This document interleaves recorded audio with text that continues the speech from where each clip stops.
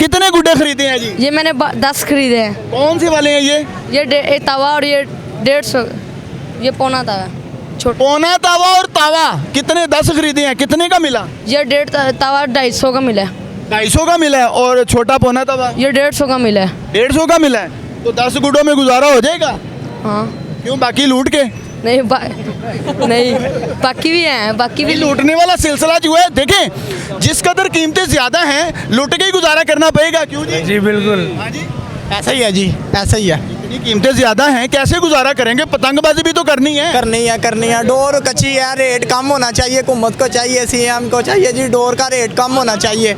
इसलिए डोर बहुत ज़्यादा महंगी है, गुड्डे बहुत ज़्यादा महंगे हैं। इसको चाहिए थोड़ा सा, इस पर भी नोटिस लेना चाहिए। अपना अपना रेट है।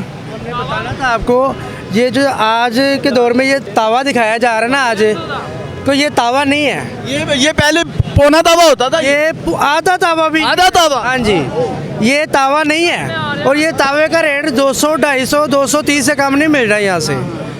तो जो रेट इसका तावे का कम से कम ये 50 से ऊपर नहीं होना चाहिए।